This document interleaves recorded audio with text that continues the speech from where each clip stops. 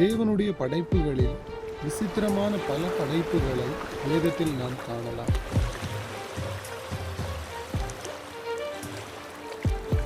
பண்டைய காலங்களில் இருந்தே கடலின் ஆழங்களில் ஒரு மர்ம உயிரி வாழ்ந்ததாக சொல்லப்படுகிறது.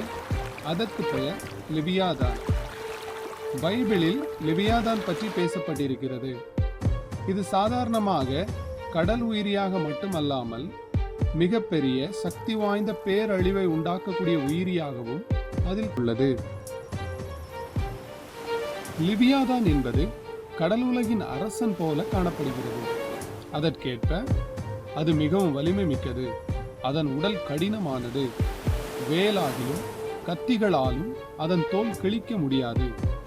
அதன் மூச்சிலிருந்து நெருப்பு பொங்கிறது. அதன் கண்களில் இருந்து ஒளி வீசுகிறது. இது ஒரு பாம்பை போன்ற வடிவத்திலும் ஒரு நாகம் போலவும் சில நேரங்களில் பெரும் மீனை போலும் விவரிக்கப்படுகிறது. வேதாகமத்தில் குறிப்பாக யோபு 41ஆம் அதிகாரத்தில் லெவியாதான் பற்றி விரிவாக குறிப்பிடப்பட்டுள்ளது. தேவன் லெவியாதானை உருவாக்கிய விதம் எவ்வளவு வியக்கத்தக்கது என்று யோபுவிடம் சொல்லுகிறார்.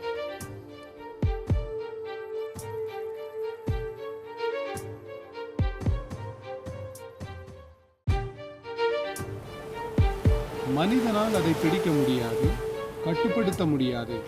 இது தேவனுடைய மகத்தான படைப்புகளில் ஒன்று. லெவியாதானை வெல்ல இயலாது என்பதை சொல்வதன் மூலம் தேவனுடைய ஆற்றல் எவ்வளவு பரந்தது என்பதை நம்மால் புரிந்து கொள்ள முடிகிறது. இந்த லெவியாதான் மனித அறிவுக்கு எட்டாத ஒரு ஆழத்தையும் தேவனுடைய அழிவற்ற ஆற்றலையும் நமக்கு நினைவூட்டுகிறது. இது மனிதனுடைய சிந்தனைக்கும் அப்பாற்பட்டது. இது தேவனுடைய சிந்தனையின் மகத்துவத்தை காட்டுகிறது.